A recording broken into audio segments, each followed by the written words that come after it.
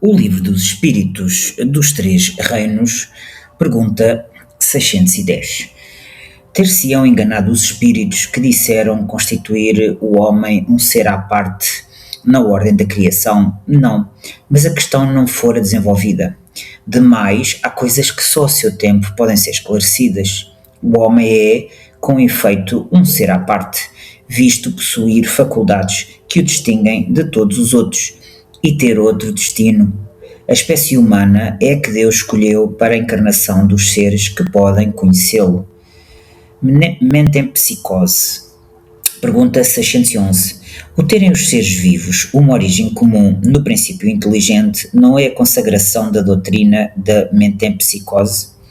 Duas coisas podem ter a mesma origem e absolutamente não se assemelharem mais tarde.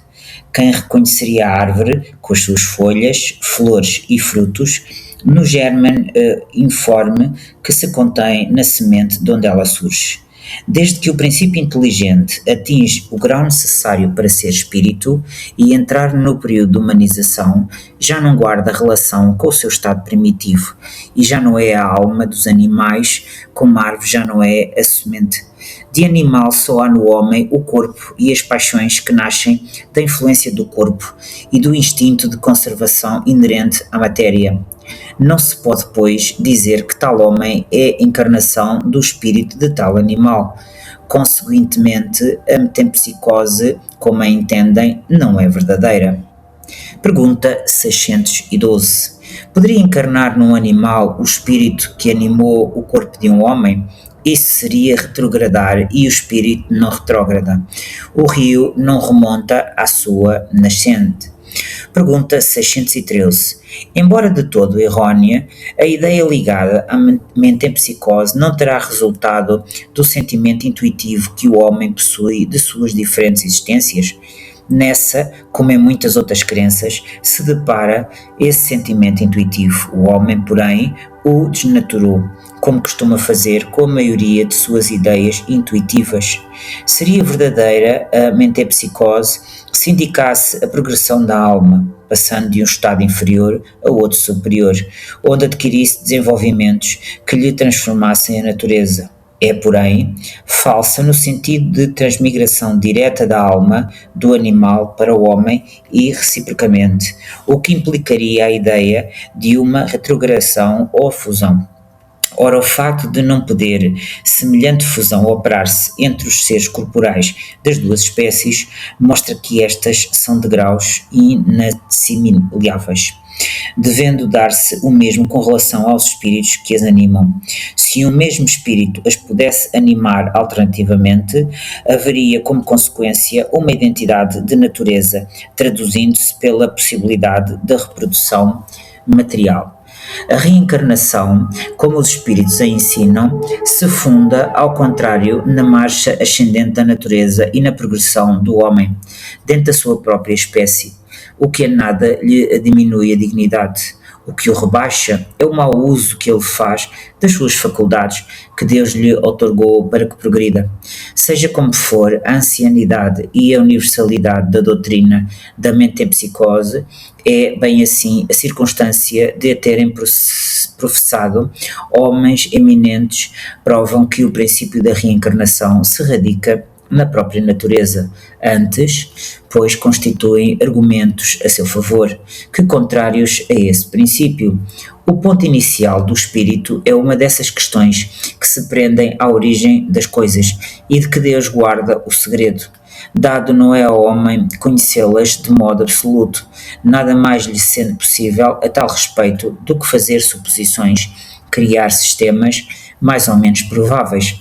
Os próprios espíritos, longe, estão de tudo saberem, e acerca do que não sabem, também podem ter opiniões pessoais, mais ou menos sensatas.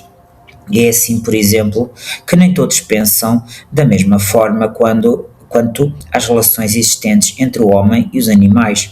Segundo uns, o espírito não chega ao período humano senão depois de haver elaborado e individualizado nos diversos graus dos seres inferiores da criação.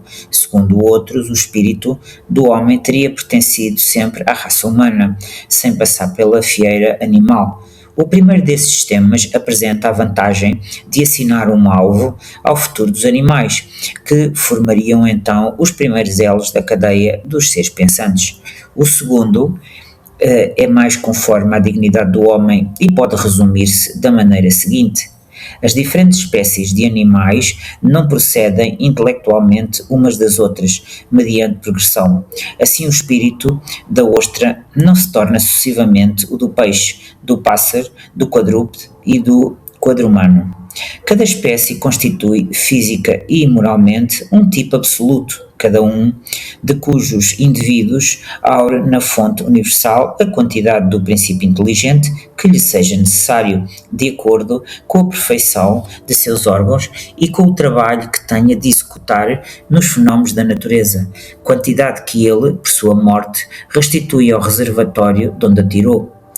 Os dos mundos mais adiantados, que a nosso ver constituem igualmente raças distintas, apropriadas às necessidades desses mundos e ao grau de adiantamento dos homens, cujos auxiliares eles são, mas de modo nenhum procedem das da terra, espiritualmente falando.